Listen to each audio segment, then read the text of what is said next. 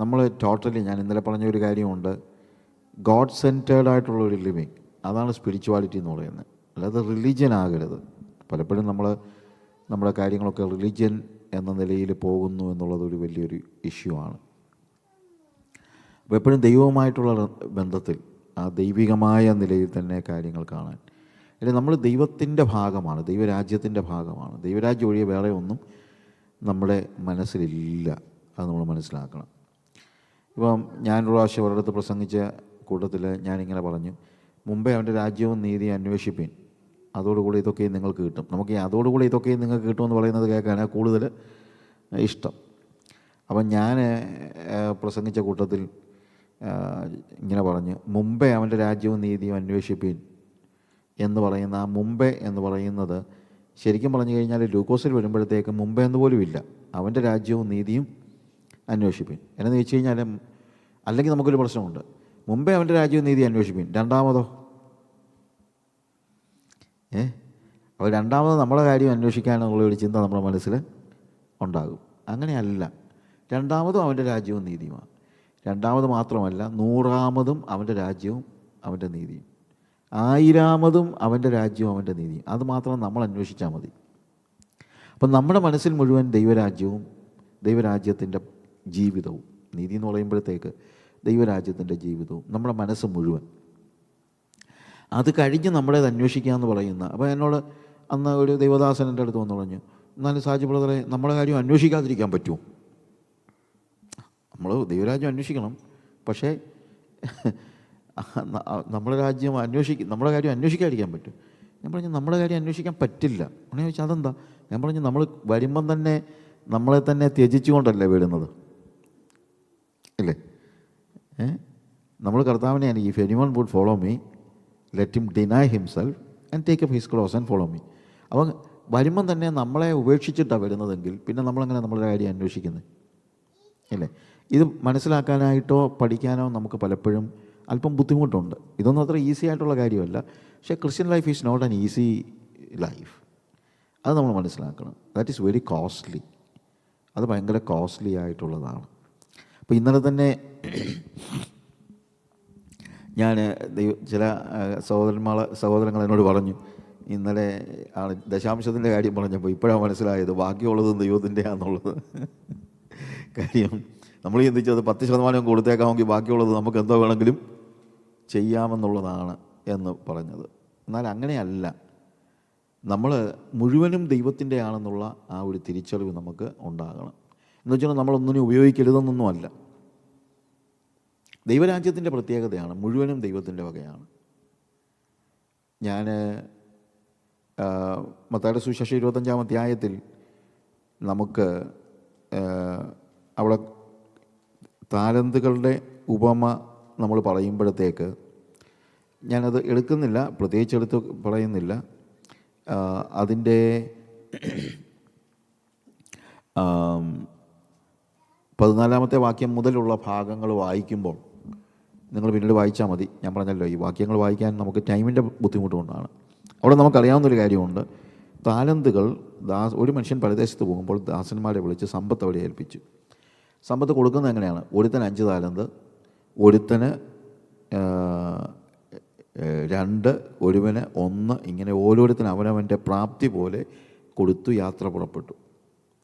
അപ്പോൾ ഇതിനകത്ത് നമ്മൾ മനസ്സിലാക്കേണ്ട ഒരു കാര്യമുണ്ട്. യു സി, ഒന്ന് കൊടുക്കുന്നതിനകത്ത് പോലും ഡിഫറൻസ് ഉണ്ട്, ഇല്ലേ? ഒരുത്തന് 5 കൊടുത്തു, ഒരുത്തന് 2 കൊടുത്തു, ഒരുത്തന് 1 കൊടുത്തു. അപ്പം നമ്മൾ ചിന്തിക്കാറുണ്ട്, എല്ലാവർക്കും എന്താ ഒരുപോലെ കൊടുക്കാഞ്ഞേ? ഒരുപോലെ കൊടുക്കാഞ്ഞതിൻ്റെ കാര്യം പല കാര്യങ്ങളുണ്ട്. ഒന്ന്, അവരുടെ പ്രാപ്തി പോലെ എന്നാണ് പറഞ്ഞിരിക്കുന്നത്. ഇത് കൈകാര്യം ചെയ്യാനുള്ള അവൻ്റെ പ്രാപ്തി. ഇപ്പോൾ ഓരോരുത്തർക്കും എല്ലാവർക്കും ഒരുപോലെ കൊടുക്കണമെന്ന് നമുക്ക് പറയാൻ പറ്റില്ല. ഇപ്പം ഞാനിപ്പം ഒരു ബാങ്കിൽ ചെന്ന് ലോണിന് അപ്ലൈ ചെയ്യണമെന്ന് വെച്ചു. ലോൺ അപ്ലൈ ചെയ്യുമ്പോഴത്തേക്ക് ഞാൻ ചെന്നിട്ട് പറയുകയാണ്, എനിക്ക്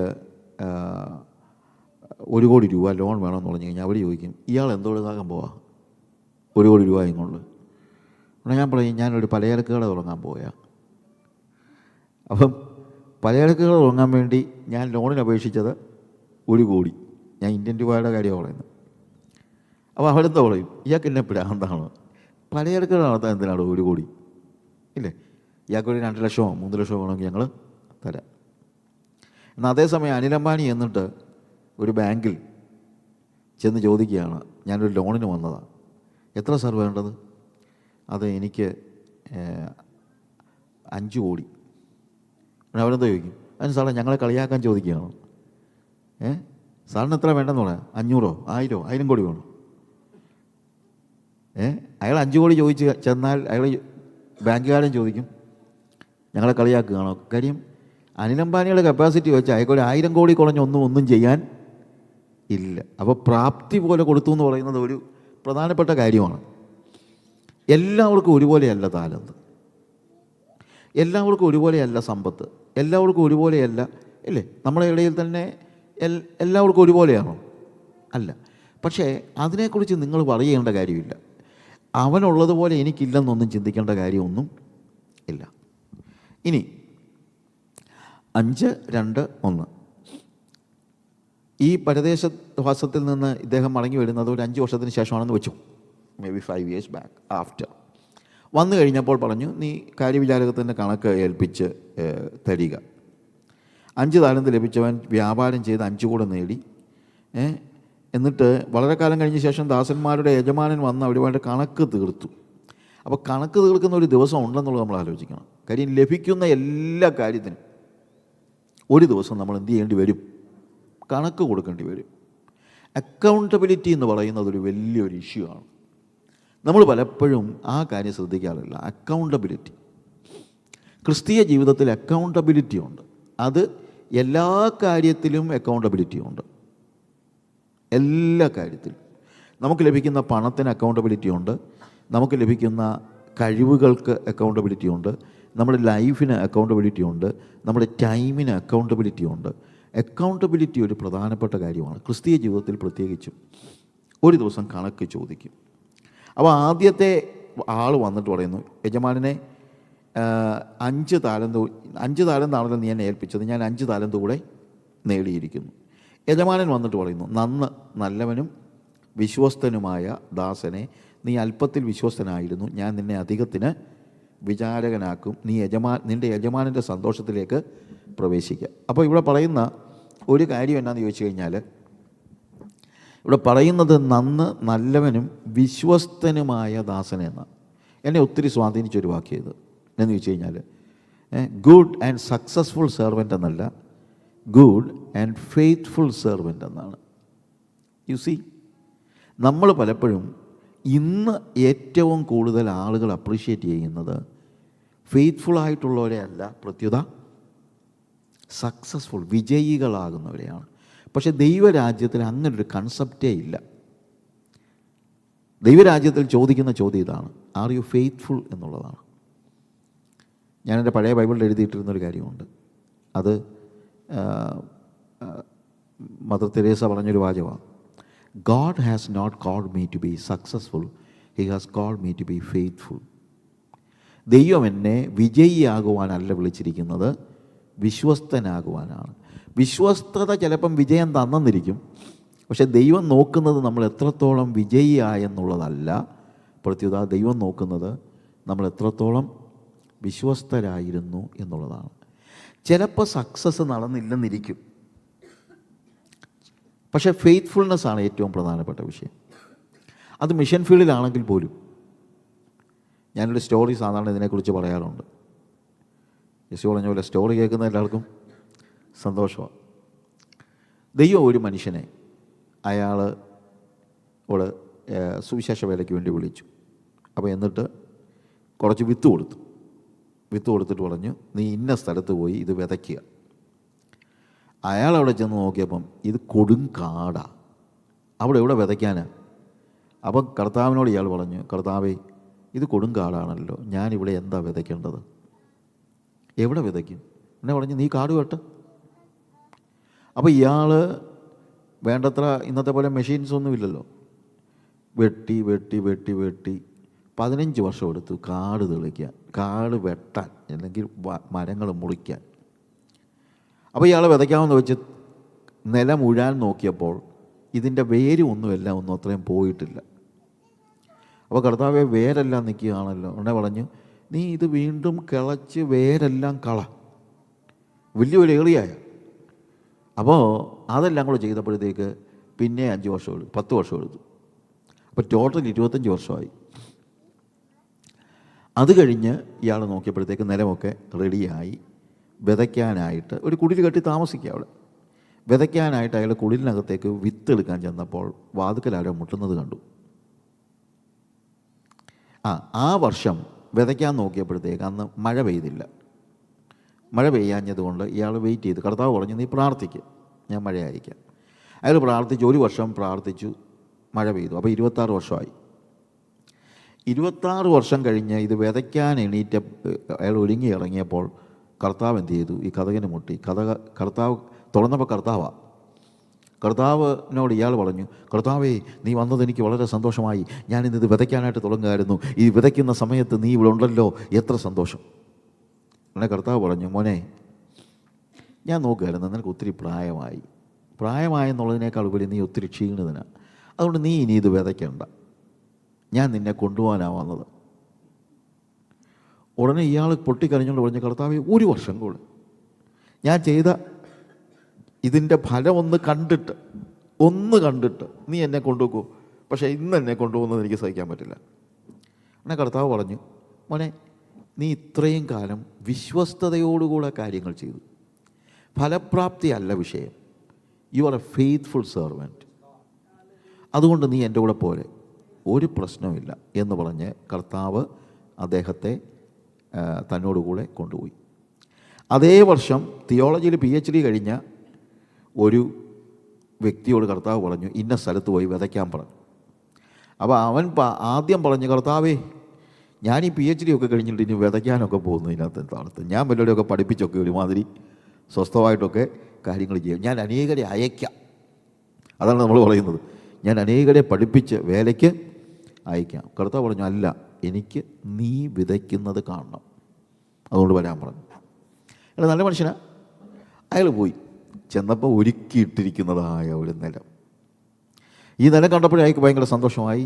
അയാളവിടെ വിതച്ചു. 100 മേനി വിളവ്, വലിയ ഹാർവസ്റ്റ്. ചെന്നൊരു വർഷം പോലും കഴിഞ്ഞില്ല, അതിനു മുമ്പേ തന്നെ നല്ല ഹാർവസ്റ്റ് കിട്ടി. അയാളുടെ മിഷൻ ഓർഗനൈസേഷൻ്റെ ആൾക്കാരെയും കൂടെ പഠിച്ചവരെയെല്ലാം വിളിച്ച് വലിയൊരു ഫീസ്റ്റ് കൊടുത്തപ്പോൾ അദ്ദേഹം പറഞ്ഞു, ഞാൻ PhD കഴിഞ്ഞപ്പോൾ കർത്താവിനോട് പറഞ്ഞുള്ള വിതയ്ക്കാൻ വരാം. ഞാനൊന്ന് പറഞ്ഞു നോക്കി, കർത്താവ്, ഞാൻ PhD ഒക്കെ കഴിഞ്ഞതല്ലേ, എന്നാലും കർത്താവിനോട് പറഞ്ഞതുകൊണ്ട് ഞാൻ എൻ്റെ ആ മോഹങ്ങളെല്ലാം മാറ്റിവെച്ചിട്ട് കർത്താവിൻ്റെ വിളി കേട്ട് ഇറങ്ങി. കർത്താവ് വലിയൊരു ഫീസ്റ്റ് തന്നു, വലിയൊരു ഹാർവസ്റ്റ് തന്നു. ഞാൻ വന്നപ്പോൾ ഒരു പ്രായമുള്ള ഒരാൾ ഇവിടെ ഉണ്ടായിരുന്നെന്ന് പറയുന്നത് കേട്ടു. അയാൾ 10-25 വർഷം ഇവിടെ പ്രവർത്തിച്ചെന്നൊക്കെയാണ് പറയുന്നത്. പക്ഷെ ഒരു ഫലവും ഉണ്ടായില്ല. വിളിയില്ലാതെ വന്നതുകൊണ്ടായിരിക്കും എന്താ അത്രയും വലിയൊരു ഇതുണ്ടാകാഞ്ഞത്. എന്നാൽ കർത്താവിൻ്റെ ശബ്ദം കേട്ട് അനുസരിച്ചപ്പോൾ കർത്താവ് എനിക്ക് എന്തൊരു വലിയൊരു ഇത് തന്നു. അപ്പോൾ നമ്മൾ പറയും, നമ്മൾ കർത്താവ് ആരിലാണ് പ്രസാദിച്ചതെന്ന് ചോദിച്ചാൽ എൻ്റെ ഉത്തരം കർത്താവ് 2 പേരിലും പ്രസാദിച്ചെന്നാണ്. കാര്യം, ഈ രണ്ടാമത്തെ ആളും എന്ത് ചെയ്തു? അനുസരിച്ചു, ഇറങ്ങി പുറപ്പെട്ടു. അപ്പോൾ അയാളെ അപ്രീഷിയേറ്റ് ചെയ്താലേ പറ്റുള്ളൂ. പക്ഷേ എന്നാലും ഫലപ്രാപ്തി കാണാതെ അധ്വാനിച്ചതിനോളം വലുതല്ല ഫലം കിട്ടുമ്പോൾ. ഞാൻ പറഞ്ഞാൽ മനസ്സിലാക്കണം, അതൊരു പ്രധാനപ്പെട്ട ഒരു കാര്യമാണ്. അങ്ങനെ ഫെയ്ത്ത്ഫുള്ളായിട്ട് ചെയ്ത ആൾക്ക് തീർച്ചയായും ദൈവത്തിൻ്റെ സന്നിധിയിൽ ഒരു പ്രത്യേക സ്ഥാനമുണ്ടെന്ന് വിശ്വസിക്കുന്ന ആളാണ് ഞാൻ. ഫെയ്ത്ത്ഫുൾനെസ് ഇത് മിഷൻ റിലേറ്റഡ് ആയിട്ട് മാത്രം ചിന്തിക്കരുത്. സകല കാര്യങ്ങളിലും ഇത് നമ്മൾ കാണണം. എന്നിട്ട് താഴെ നമ്മൾ കർത്താവോടെ പറയുന്നത്, നല്ലവനും വിശ്വസ്തനുമായ ദാസനെ, നീ അല്പത്തിൽ വിശ്വസ്തനായിരുന്നു, ഞാൻ നിന്നെ അധികത്തിന് വിചാരകനാക്കും. നിൻ്റെ യജമാനൻ്റെ സന്തോഷത്തിലേക്ക് പ്രവേശിക്കുക. 2 താലന്ത് ലഭിച്ചവൻ അടുക്കെ വന്നു, യജമാനനെ 2 താലന്തല്ലോ എന്നെ ഏൽപ്പിച്ചത്, ഞാൻ 2 താലന്ത് കൂടെ നേടിയിരിക്കുന്നു എന്ന് പറഞ്ഞു. അതിന് യജമാനൻ, നല്ലവനും വിശ്വസ്തനുമായ ദാസനെ, നീ അല്പത്തിൽ വിശ്വസ്തനായിരുന്നു, ഞാൻ നിന്നെ അധികത്തിന് വിചാരകനാക്കും, നിൻ്റെ യജമാനൻ്റെ സന്തോഷത്തിലേക്ക് പ്രവേശിക്കുക എന്ന് അവനോട് പറഞ്ഞു. ഇത് രണ്ടും കൂടെ വായിക്കുമ്പോൾ ഒരു പ്രത്യേക കാര്യം നിങ്ങൾ ആലോചിക്കണം. രണ്ട് പേരോടും യജമാനൻ പറയുന്ന ഒരേ വാചകമാണ്. You see the difference? ശ്രദ്ധിച്ചോ? ഒരു ഡിഫറൻസും ഇല്ല. എന്താ അതിൻ്റെ അർത്ഥം? 5 താലന്ത് കിട്ടിയവൻ 5 കൂടെ നേടി. 2 താലന്ത് കിട്ടിയവനോട് കർത്താവ് പറഞ്ഞില്ല, കണ്ടോ നിൻ്റെ കൂട്ടുകാരൻ 5 കൊണ്ടുവന്നു, നീ 2 കൊണ്ടുവന്നുള്ളതൊന്നും ചോദിച്ചില്ല. എടാ, നിന്നെ ഏൽപ്പിച്ചത് കൊണ്ട് നീ വ്യാപാരം ചെയ്താൽ മതി. ദൈവത്തിൻ്റെ സന്നിധിയിൽ 5 താലന്ത് കൊടുത്തവനും കിട്ടിയവനും 2 താലന്ത് കിട്ടിയവനും ഒരേ റാങ്കാണ്. 2 പേർക്ക് ഒരേ അപ്രീസിയേഷനാണ് കിട്ടുന്നത്. 2 പേർക്ക് ഒരേ പ്രതിഫലമാണ് കിട്ടുന്നത്. ഒരേ പ്രതിഫലമാണ്. അത് നിങ്ങൾ മനസ്സിലാക്കണം. നമ്മൾ ദൈവം ഏൽപ്പിച്ചതായ കാര്യം നമ്മൾ ചെയ്താൽ മതി, അല്ലാതെ വേറെ കാര്യമൊന്നുമില്ല. ഡോക്ടർ ജോർജ് സാമുവലിൻ്റെ വൈഫ് ഒരിക്കൽ പറഞ്ഞൊരു കാര്യം, ഡോക്ടർ ജോർജ് സാമുവൽ എന്നോട് പറഞ്ഞ ഒരു കാര്യമാണ്. അതായത് ഡോക്ടർ ജോർജ് സാമുവലിൻ്റെ വൈഫ് മർത്തമ കോളേജിൽ പഠിപ്പിച്ചുകൊണ്ടിരിക്കുകയായിരുന്നു. അങ്ങനെ ഇരിക്കുമ്പോഴാണ് സുവിശേഷ വേലയ്ക്ക് വേണ്ടി തീരുമാനമെടുക്കുന്നു. ഡോക്ടർ ജോർജ് സാമുവലിനെ കല്യാണം കഴിച്ചു. ഡോക്ടർ ജോർജ് സാമുവൽ ന്യൂക്ലിയർ ഫിസിക്സിൽ ഇവിടെ നാസയിൽ സയൻറ്റിസ്റ്റായിരുന്നു. തന്നെയല്ല, ഇൻ്റർനാഷണൽ റിലേഷൻസ് ലോകം മുഴുവൻ ട്രാവൽ ചെയ്ത് കാര്യങ്ങൾ പ്രസംഗിക്കുകയൊക്കെ ചെയ്തുകൊണ്ടിരുന്ന നവജീവോദയത്തിൻ്റെ ആൾ, മിഷൻ ഇന്ത്യയുടെ ആൾ, എല്ലാം അങ്ങനെ വെച്ച് വേൾഡ് വൈഡായിട്ട് അറിയപ്പെടുന്നതായ ഒരു വ്യക്തി. ഞങ്ങൾ ഒരുമിച്ചും ലിവിങ് ബൈബിൾസിൻ്റെ NIVയുടെ ട്രാൻസ്ലേഷനിൽ, NIV മലയാളത്തിൽ ട്രാൻസ്ലേറ്റ് ചെയ്യുന്ന പണ്ടത്തെ ഒരു ഇതുണ്ടായിരുന്നു, പ്രോജക്റ്റ് ഉണ്ടായിരുന്നു. അപ്പോൾ അന്ന് ഇൻ്റർനാഷണൽ ബൈബിൾ സൊസൈറ്റിയുടെ സൗത്ത് ഏഷ്യ ചെയർമാനായിരുന്നു അദ്ദേഹം. അപ്പോൾ അതുകൊണ്ട് ഞാനും അതിൻ്റെ ട്രാൻസ്ലേഷൻ ഡിവിഷനിൽ വർക്ക് ചെയ്തു, അല്ലെങ്കിൽ I was also one of the editors of that Bible translation. അപ്പോൾ അതുകൊണ്ട് ഞങ്ങൾ പലപ്പോഴും ക്ലോസ് ആയിട്ട് അങ്ങോട്ടും ഇങ്ങോട്ടുമൊക്കെ സംസാരിക്കുകയൊക്കെ ചെയ്തിട്ടുണ്ട്. അപ്പം അദ്ദേഹം പറഞ്ഞത്, അദ്ദേഹത്തിൻ്റെ ഭാര്യ കല്യാണം കഴിച്ച് അവർക്ക് 3 മക്കളുണ്ടായി. 2 മക്കളും ടോട്ടലി ഇൻവാലിഡ്, ഓൾമോസ്റ്റ് അങ്ങനത്തെ ഒരു സ്റ്റേജായി. 15 വയസ്സ് വരെ ജീവിച്ചിരിക്കത്തുള്ളൂ എന്ന് പറഞ്ഞ ഒരു സ്റ്റേജിൽ ഏതാണ്ട് 6 ലക്ഷത്തിലോ 10 ലക്ഷത്തിലോ മറ്റോ ഒരാൾക്ക് വരുന്ന ഒരു രോഗം ബാധിച്ചവരായ കുഞ്ഞുങ്ങൾ. അതിനകത്ത് ഒരു കുഞ്ഞ് മരിച്ചു, മറ്റൊരു കുഞ്ഞുണ്ട്. 3 കുഞ്ഞുങ്ങളുണ്ടായിരുന്നു. ഒരു മോളിപ്പോഴും ഉണ്ട്, ആനി. അപ്പം ഇവരുടെ പ്രശ്നം എന്ന് പറഞ്ഞു കഴിഞ്ഞാൽ ഇവർക്ക് ജോലിയും ചെയ്യാൻ പറ്റുന്നില്ല, മറ്റൊരു കാര്യങ്ങളും ചെയ്യാൻ പറ്റുന്നില്ല. അമ്മായപ്പനെ നോക്കണം, മക്കളെ അവർ 1-to-1 അറ്റൻഷൻ വേണ്ട ആളാണ്. ഒരാളുടെ വയറിളകുമ്പോൾ അത് വാഷ് ചെയ്തുകൊണ്ട് കഴുകുമ്പോൾ അടുത്ത ആൾ ഛർദ്ദിക്കും. അങ്ങനെ 24 hours ഇതുപോലെ ശ്രദ്ധിച്ച് കാര്യങ്ങളൊക്കെ ചെയ്തെങ്കിലേ പറ്റുള്ളൂ. അങ്ങനത്തെ ഒരു കാര്യം. അപ്പം ഒരിക്കൽ ഇവരുടെ കൂടെ പഠിക്കുന്ന കാലത്ത് ഇവരുടെ കൂടെ ഉണ്ടായിരുന്ന ഒരു സ്ത്രീ, അവർ ഓസ്ട്രേലിയയിൽ ഒരു വലിയൊരു കമ്പനിയുടെ ചെയർപേഴ്സണാണ്. അപ്പോൾ അവർക്ക് ഭയങ്കര സങ്കടം, ഇതുപോലൊക്കെ ഇവർക്കിങ്ങനെ വന്നെന്നൊക്കെ പറഞ്ഞ് ഭയങ്കര സങ്കടം. ആ സങ്കടത്തോടു കൂടെ എന്നാൽ ഇവരുടെ കൂടെ 2 ദിവസം വന്ന് നിന്ന് അവരെ ഒന്ന് ആശ്വസിപ്പിക്കാമെന്ന് വെച്ച് വന്നപ്പം ആ സ്ത്രീ പറയുക. അപ്പോൾ ആ സ്ത്രീ അവസാനം 2 ദിവസം കഴിഞ്ഞ് 3-ാമത്തെ ദിവസം പറഞ്ഞു, എൻ്റെ ഇടയിൽ നിന്നെ ഒന്ന് ആശ്വസിപ്പിക്കാൻ വേണ്ടിയാണ് ഞാനിവിടെ വന്നത്. നിനക്കൊരു പ്രയാസവും ഇല്ലല്ലോ, നീ ഇത്രയും കഷ്ടത ഉണ്ടായിട്ട് നിനക്കെന്താ നിനക്ക് എന്തെല്ലാം പോസിബിലിറ്റി ഉണ്ടായിരുന്നു. നീ പഠിച്ച കാലത്ത് നിൻ്റെ എലക്വൻസ് ഒക്കെ കണ്ടിട്ട് നീ വലിയ ഗോൾഡാ മെയർ, അന്നത്തെ ബ്രിട്ടീഷ് പ്രൈം മിനിസ്റ്റർ ആയിരുന്ന ഗോൾഡാ മെയറിനെ പോലൊക്കെ ആകുമെന്നൊക്കെ ഞങ്ങൾ ചിന്തിച്ചിരുന്നത്. അതെല്ലാം നഷ്ടപ്പെട്ട് ഒന്നുമില്ലാതെ ഈ വീടിൻ്റെ 2 മുറിക്കകത്ത് നീ ഇങ്ങനെ കൂടിയിട്ടും നിനക്കെന്താ ഒരു സങ്കടമില്ല ഞാൻ ചോദിച്ചപ്പോൾ അവർ പറഞ്ഞൊരു കാര്യമുണ്ട്. എനിക്ക് സങ്കടമില്ലാത്തതിൻ്റെ കാര്യം, first of all I understand this is my calling, ഇതാണ് എൻ്റെ വിളി. എന്നിട്ട് അവർ പറഞ്ഞ വാചകം, you see my husband, he is a nuclear scientist, he travels all over the world and preaching gospel, and thousands of people are accepting Jesus. He is doing a wonderful ministry. God has called him for that, and God has called me for this. And I know one thing, my calling is in no way lesser than the call of my husband. And I will tell you, not only that, my call is not lesser than the call of people like Billy Graham. My calling is this and I am satisfied. അതാണ് ഞാൻ പറഞ്ഞത്.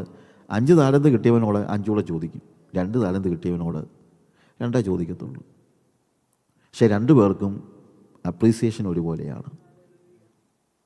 അതുകൊണ്ട് നിങ്ങളൊരു കാര്യം മനസ്സിലാക്കണം, വലിയ മിഷനറീസിനൊക്കെയുള്ള പ്രതിഫലം ഒത്തിരി കൂടുതലും വീട്ടിൽ ഇരുന്ന് പ്രാർത്ഥിക്കുന്ന ഒരാളുടെ പ്രതിഫലം ഒത്തിരി കുറവുമാണെന്നൊന്നും നിങ്ങൾ ചിന്തിക്കരുത്.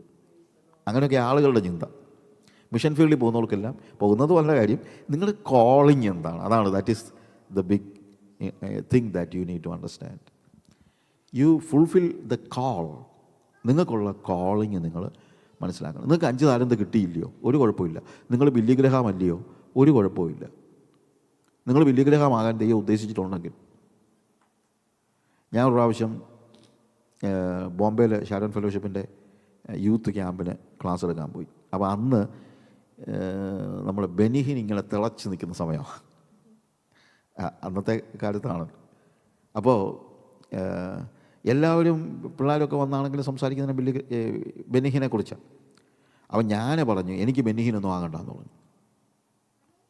ഉടനെ അവർ ചോദിച്ചു അതെന്താ കാര്യം? ബെനിഹിൻ അന്ന് ഇങ്ങനെ നിൽക്കുകയാണല്ലോ. Why you don't want to become like ബെനിഹിൻ? ഞാൻ പറഞ്ഞു ഫസ്റ്റ് ഓഫ് ഓൾ ഞാൻ ആയാൽ നോക്കിയാലും ഞാൻ ബെനിഹിനാകത്തില്ല. ഓ അതാ കാര്യമല്ലേ. ഞാൻ പറഞ്ഞു അത് മാത്രമല്ല, ബെന്നിഹിൻ തലയും കുത്തി നിന്നാലും സാജു ആകത്തില്ല. ബെന്നിഹിൻ തലയും കുത്തി നിന്നാൽ സാജു ആകത്തില്ല. എടാ ദൈവത്തിന് ഒരു സാജുവിനെ മതി, ദൈവത്തിന് ഒരു ബെന്നിഹിനെ മതി. എനിക്ക് ബെന്നിഹിനൊന്നും ആകണ്ട, എനിക്ക് ഞാനായാൽ മതി. എൻ്റെ കോളിങ് എന്താണോ അത് ഞാൻ നിർവഹിക്കുക എന്നുള്ളതാണ്. What is my calling? That is A question. ഇവിടെ 5 താലന്ത് നേടിയവൻ്റെ കോളിങ് അല്ല 2 താലന്ത് നേടിയവന്. അങ്ങോട്ടും ഇങ്ങോട്ടും ഒന്നും പറയേണ്ട കാര്യമില്ല. പക്ഷേ 2 പേർക്കും കിട്ടിയ അപ്രീസിയേഷൻ ഒരുപോലെയാണ്. സെയിം അപ്രീസിയേഷനാണ് കിട്ടുന്നത്. കാരണം ദൈവത്തിൻ്റെ സന്നിധിയിൽ. എന്നാൽ അടുത്ത ഒരുത്തനുണ്ട് 1 താലന്ത് കിട്ടിയവൻ. അവനെന്ത് ചെയ്തു? താലന്ത് കുഴിച്ചിട്ടു. അപ്പോൾ അവൻ വന്നിട്ട് പറയുന്ന വാചകം എന്താണെന്നറിയാം? 1 താലന്ത് ലഭിച്ചു. വേഴ്സ് 24 1 താലന്ത് ലഭിച്ചവനും അടുക്ക വന്ന് യജമാനനെ നീ വിതയ്ക്കാത്തടത്ത് നിന്ന് കൊയ്യുകയും വിതറാത്തടത്ത് നിന്ന് ചേർക്കുകയും ചെയ്യുന്ന കഠിന മനുഷ്യനെന്ന് ഞാൻ അറിഞ്ഞു. ഭയപ്പെട്ട് ചെന്ന് നിൻ്റെ താലന്ത് നിലത്ത് മറച്ചു വെച്ചു. ഇതാ നിൻ്റേത്, നീ എടുത്തോളുക. അപ്പോൾ ഇവൻ പറയുന്ന വാചകം എന്താണ്? എനിക്കിപ്പോഴേ നമ്മളെ ഭാഷയെ പറഞ്ഞു കഴിഞ്ഞാൽ അവൻ പറഞ്ഞത് എനിക്ക് നേരത്തെ അറിയാമായിരുന്നു ഇതേ സംഭവിക്കത്തുള്ളൂ. ഞാൻ ഇവന്മാരോട് പറഞ്ഞതാ, എടാ വെറുതെ പൊട്ടം കളിച്ചിട്ട് കാര്യമൊന്നുമില്ല. ഈ യജമാനനുണ്ടല്ലോ, അവനൊന്ന് ഈ യജമാനൻ നിനക്കൊക്കെ 1 ഇഞ്ച് ഗുണം ചെയ്യുമെന്ന് നീ ചിന്തിക്കരുത്. ഇവൻ വിതയ്ക്കാത്തടത്ത് നിന്ന് കൊയ്യുകയും വിതറാത്തടത്ത് നിന്ന് ചേർക്കുകയും ചെയ്യുന്ന കഠിന മനുഷ്യനാണ്. നീ എത്ര കഷ്ടപ്പെട്ടാലും നിനക്കൊരു ഗുണം ഉണ്ടാകത്തില്ല. അപ്പോൾ ഇത് വായിച്ചപ്പോൾ ഞാനിങ്ങനെ ആലോചിച്ചു, ഇവൻ പറഞ്ഞത് ശരിയാണല്ലോ. അവൻ പറഞ്ഞത് ശരിയല്ലയോ? എന്നറിയാമോ? നിങ്ങൾ ഈ 5 താലന്ത് കിട്ടിയവനോട് കർത്താവ് പറയുന്ന കാര്യം നിങ്ങൾ ശ്രദ്ധിച്ചോ? 5 താലന്ത് കിട്ടിയവൻ എന്ത് ചെയ്തു? 5 താലന്തും കൂടെ നേടി 10 താലന്തും കൊണ്ട് ഈ യജമാനൻ്റെ അടുത്ത് ചെന്നു. ഇതാ 5 താലന്താണ് നിനക്ക് തന്നത്, ഇത് 10 ഉണ്ട്. അപ്പോൾ ഞാൻ നോർമലി പ്രതീക്ഷിക്കുന്നൊരു കാര്യമുണ്ട്. ഞാൻ മാനുഷികമായി പറയുകയാണ്. ഈ യജമാനൻ പറയണ്ടായിരുന്നു, മോനെ നല്ല കാര്യം കേട്ടോ, നീ നന്നായിട്ടെല്ലാം ചെയ്തു, ഓക്കെ, ഒരു കാര്യം ചെയ്യും, 5ഉം 3ഉം 8 എനിക്ക് തന്നേരെ, 2 നീ എടുത്തു എന്ന് പറയുന്നുണ്ടോ? ഉണ്ടോ? ഇല്ല. ഈ 10 ഇങ്ങ് വാങ്ങിച്ചു. 2 താലന്ത് കൊടുത്തവൻ 2 കൂടെ നേടിയപ്പം ഓക്കെ, നീ ഒത്തിരി അധ്വാനിച്ചതല്ലേ, 1 താലന്ത് നീ എടുത്തു, അപ്പോൾ 5ഉം 2ഉം 1 3 ഇങ്ങനെ തന്നേരെ, 1 നീ എടുത്തു എന്ന് പറയുന്നുണ്ടോ? ഇല്ല. അപ്പോൾ ഇയാൾ പറഞ്ഞു ശരിയല്ലേ? കാര്യം യുവന്മാർ അധ്വാനിച്ചതിനെല്ലാം ശരിക്കും പറഞ്ഞാൽ പ്രതിഫലമൊന്നും കൊടുത്തില്ലല്ലോ. എന്തോ മനസ്സിലായില്ലേ? ഓക്കെ. അതിനേക്കാൾ വലിയ പ്രശ്നം എന്താണെന്നറിയാമോ? നീ നല്ലവനും വിശ്വസനമായ ദാസനെ, നീ അല്പത്തിൽ വിശ്വസ്തനായിരുന്നു, ഞാൻ നിന്നെ അധികത്തിന് അതായത് അവന് കൂടുതൽ പണി കൊടുത്തു. ചാർജ് കൊടുത്തു, അല്ല കൂടുതൽ പണി കൊടുത്തു. ശരിക്കും പറഞ്ഞു കഴിഞ്ഞാൽ 5 താലന്ത് കൊടുത്തവന് 5 കൂടെ നേടി. ഇപ്പം പണി കൂടുതലാണ്, അധികത്തിന് വിചാരകനാക്കുമെന്നാണ് പറഞ്ഞ്. ചാർജ് കൊടുക്കാമെന്ന് പറഞ്ഞു കഴിഞ്ഞാൽ ഇനിയും അതും കൂടെ ബിസിനസ് ചെയ്യുന്നോണം. ഇവന് വാസ്തവം പറഞ്ഞു കഴിഞ്ഞാൽ അവൻ്റേതായിട്ടൊന്നും കൊണ്ടുപോകാനായിട്ട് കഴിയുന്നില്ല. ഇതാണ് ദൈവരാജ്യത്തിൻ്റെ പ്രത്യേകത. ദൈവരാജ്യത്തിൽ നിങ്ങളെ ജോലി ഏൽപ്പിക്കും, പണമേൽപ്പിക്കും, തോട്ടമേൽപ്പിക്കും, ബിസിനസ് ഏൽപ്പിക്കും, സുവിശേഷ വേല ഏൽപ്പിക്കും, എല്ലാ കാര്യങ്ങളും ഏൽപ്പിക്കും. അത് ഏൽപ്പിക്കുന്നത് ദൈവമാണെങ്കിൽ അത് പണിയെടുത്ത് അത് എത്ര വർദ്ധിപ്പിച്ചാലും തിരിച്ച് യജമാനൻ്റെ അടുത്തോട്ടാണ് പോകുന്നത്, നിൻ്റെ കീശയിലോട്ടല്ല. ഇന്നലെ പറഞ്ഞതിൻ്റെ ആ ഒരു ഇത് ഞാൻ പറയുകയാണ്. ഏത് 10% അങ്ങ് ദൈവത്തിന് കൊടുത്താൽ മതിയെന്നുള്ള ഒരു ചിന്തയല്ല നമുക്കുണ്ടാകേണ്ടത്. അതൊരു ബിസിനസ് കാര്യമാണ്. ബിസിനസ് ഞാൻ പറയാറുണ്ട്, പെന്തിക്കോസുകാരൻ്റെ ഇന്നത്തെ മതം യാക്കോബിൻ്റെ മതമാണെന്ന്. യാക്കോബിൻ്റെ മതം എന്ന് പറയാൻ കാര്യം എന്നറിയാമോ? യാക്കോബിനോട് കർത്താവ് പറഞ്ഞു, ഉൽപ്പത്തി പുസ്തകം 28-ാം അധ്യായത്തിൽ യാക്കോബിനോട് കർത്താവ് പറഞ്ഞു, ഞാൻ നിന്നെ അനുഗ്രഹിക്കും, നീ പോകുന്ന സ്ഥലത്ത്, അല്ലെങ്കിൽ ഞാൻ നിന്നെ അനുഗ്രഹിക്കും എന്ന് പറഞ്ഞ അനുഗ്രഹത്തിൻ്റെ കാര്യങ്ങളെല്ലാം പറഞ്ഞ് തുടങ്ങുമ്പോൾ പറയുന്നൊരു കാര്യമുണ്ട്, യാക്കോബേ, ഞാൻ നിൻ്റെ പിതാവായ അബ്രഹാമിൻ്റെ ദൈവവും ഇസഹാക്കിൻ്റെ ദൈവവുമാകുന്നു, ഞാൻ നിന്നെ അനുഗ്രഹിക്കും. അപ്പോൾ ഇവിടെ പറയുന്ന ഒരു കാര്യം, യാക്കോബിനോട് പറയുകയാണ്, നിൻ്റെ പിതാവായ അബ്രഹാമിൻ്റെ ദൈവമാണ് ഞാൻ, ഇസഹാക്കിൻ്റെ ദൈവമാണ്, പക്ഷേ നിൻ്റെ ദൈവം ആയിട്ടില്ല ഇതുവരെ. ഓക്കെ, നിൻ്റെ ദൈവമായിട്ടില്ല. ദൈവത്തിൻ്റെ ഒരു പ്രത്യേകതയാണ് ഇത്. കാൽവിനിസത്തിൻ്റെ നേരെ ഓപ്പോസിറ്റാണ്. എന്നു ചോദിച്ചു കഴിഞ്ഞാൽ, അബ്രഹാമിനെ ദൈവം വിളിക്കുമ്പോൾ എന്താ വിളിക്കുന്നത്? ഉൽപ്പത്തി പുസ്തകം 12-ാം അധ്യായത്തിൽ, ഞാൻ വാക്യങ്ങളൊക്കെ നിങ്ങൾക്ക് അറിയാവുന്നത് കൊണ്ടാണ്, നിങ്ങൾക്ക് അറിയാമെങ്കിൽ വായിപ്പിച്ചേന്. ഉൽപ്പത്തി പുസ്തകം 12-ാം അധ്യായത്തിൽ അബ്രഹാമേ, ഞാൻ നിൻ്റെ ദൈവമാകുന്നു എന്ന് പറയുന്നുണ്ടോ? ഉണ്ടോ? ഇല്ല. അബ്രഹാമേ, ഞാൻ നിന്നെ അനുഗ്രഹിക്കും, നീ ഒരു അനുഗ്രഹമായിരിക്കും, എല്ലാം പറഞ്ഞു. അബ്രഹാം എന്ത് ചെയ്തു? തനിക്ക് പ്രത്യക്ഷനായ യഹോവയ്ക്ക് അവനൊരു യാഗപീഠം പണിതു. യാഗപീഠം എന്ന് പറയുന്നത് ശരിക്കും പറഞ്ഞു കഴിഞ്ഞാൽ ഒരു ആട്ടിൻകുട്ടിയെ അർപ്പിക്കുന്നതാണ് യാഗപീഠത്തിൽ നടക്കുന്നത്. പക്ഷേ ഈ ആട്ടിൻകുട്ടി ഒരു സിമ്പലാണ്. ഈ ആട്ടിൻകുട്ടിയുടെ പ്രത്യേകത, യാഗം അർപ്പിക്കുന്നതിന് മുമ്പ് അത് എൻ്റെ ആയിരുന്നു, പക്ഷേ യാഗം അർപ്പിച്ചു കഴിഞ്ഞാൽ ഏത് ദൈവത്തിന് യാഗം അർപ്പിക്കുന്നോ പിന്നെ ആ ദൈവത്തിൻ്റെ വകയാണ് 100%. പിന്നെ ഈ ആട്ടിൻകുട്ടിയുടെ മേൽ അർപ്പിച്ച വ്യക്തിക്ക് യാതൊരു അവകാശവും ഇല്ല. യാഗപീഠം അല്ലെങ്കിൽ ഞാൻ പറഞ്ഞത്, അതിനു മുമ്പ് ആട്ടിൻകുട്ടി എൻ്റെ ആയിരുന്നു, പക്ഷേ യാഗം അർപ്പിച്ചു കഴിഞ്ഞാൽ പിന്നീട് ഏത് ദൈവത്തിന് യാഗം അർപ്പിച്ചോ ആ ദൈവത്തിൻ്റെയാണ്. ആട്ടിൻകുട്ടി ഒരു സിമ്പൽ മാത്രമാണ്, അത് എൻ്റെ സിമ്പലാണ്. അല്ലാതെ 5000 രൂപ കൊടുക്കുന്നതിന് പകരം ഒരു ആട്ടിൻകുട്ടിയെ കൊടുക്കുന്നതല്ല. അങ്ങനെ ദൈവത്തിന് കൊടുക്കുന്ന ഒരു ഓഫറിങ് അല്ല യാഗം എന്ന് പറയുന്നത്. ഓഫറിങ് വേറെ, സാക്രിഫൈസ് വേറെ. സാക്രിഫൈസിൻ്റെ പ്രത്യേകത ഉടമസ്ഥാവകാശം കൈമാറ്റം ചെയ്യുകയാണ്. ഞാൻ പറഞ്ഞ മനസ്സിലായോ? അതായത് ഇന്നലെ വരെ ഈ ആട്ടിൻകുട്ടി എൻ്റെ ആയിരുന്നു, ഇന്നു മുതൽ നിൻ്റെയാണ്. എന്നാൽ ആട്ടിൻകുട്ടിയുടെ സ്ഥാനത്ത് ഞാൻ ചെന്ന് പറയുന്നത്, കർത്താവേ, ഈ ആട്ടിൻകുട്ടിയുടെ സിമ്പലാണ്, ഞാനായിരുന്നു ഇവിടെ കിടക്കേണ്ടത്, ഇന്നലെ വരെ എൻ്റെ ഉടമസ്ഥാവകാശം എൻ്റേതായിരുന്നു, എന്നാൽ ഇന്നു മുതൽ എൻ്റെ ഉടമസ്ഥാവകാശം നിൻ്റെയാണ്. അങ്ങനെ ഉടമസ്ഥാവകാശം കൈമാറ്റം ചെയ്ത് കഴിഞ്ഞാൽ പിന്നെ എനിക്ക് എൻ്റെ മേലൊരു അവകാശവുമില്ല. You see the difference? Okay, ഉടമസ്ഥാവകാശം കൈമാറ്റം ചെയ്ത് കഴിഞ്ഞാൽ പിന്നെ എനിക്ക് എൻ്റെ മേലെ യാതൊരു അവകാശവും ഇല്ല. അതാണ് ശരിക്കും പറഞ്ഞു കഴിഞ്ഞാൽ ഇസഹാക്കിനെ യാഗമർപ്പിക്കാൻ ദൈവം ആവശ്യപ്പെടുന്നത്. അബ്രഹാമിനോട് പറയുകയാണ്, അബ്രഹാമേ, നീ പറഞ്ഞായിരുന്നല്ലോ എൻ്റെ ഉടമസ്ഥാവകാശം, നിൻ്റെ ഉടമസ്ഥാവകാശം എനിക്കാണെന്ന് പറഞ്ഞല്ലോ. അപ്പം ഞാൻ നിൻ്റെ ഉടമസ്ഥനാണെങ്കിൽ എനിക്ക് എന്ത് വേണമെങ്കിലും നിൻ്റെ നിന്ന് എടുക്കാം.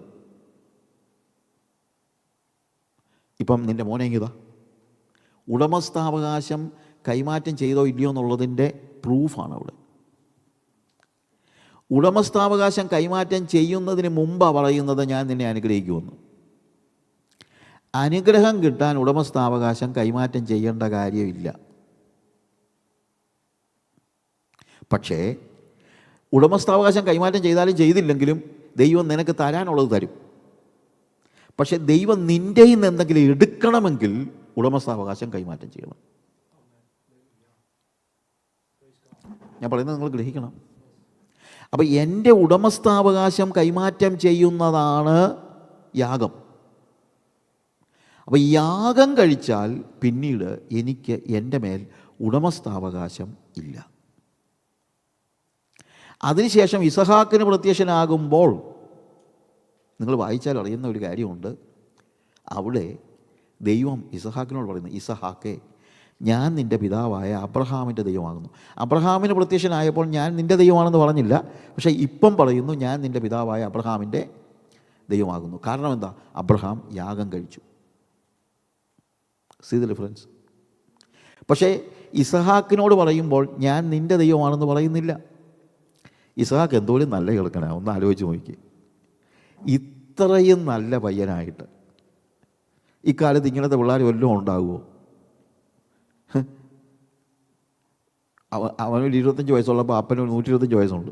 125 വയസ്സുള്ള കിളവൻ, നമ്മുടെ ഭാഷയിൽ ഞാനങ്ങ് പറയുക, മോനോട് പറഞ്ഞു, മോനെ, നിന്നെ യാഗമാക്കാനായിട്ട് ദൈവം എന്നോട് പറഞ്ഞു, ഈ വിറക് കൊണ്ടുവന്ന് അതിനാടാ ഇവത്തിലോട്ട് കയറി കിടക്കടാ മക്കളെന്ന് പറഞ്ഞപ്പം, എന്നാൽ ആട്ടപ്പ എന്ന് പറഞ്ഞ് കയറി കിടന്നവനാ ഇസഹാക്ക്.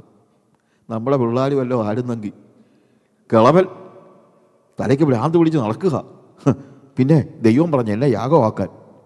ഭ്രാന്ത് വന്നു കഴിഞ്ഞാൽ പിടിച്ചു കെട്ടി ഞാൻ വീട്ടിൽ കൊണ്ടുപോകും കേട്ടോ എന്ന് പറഞ്ഞ് പിടിച്ചു കെട്ടി വീട്ടിൽ കൊണ്ടുപോകും.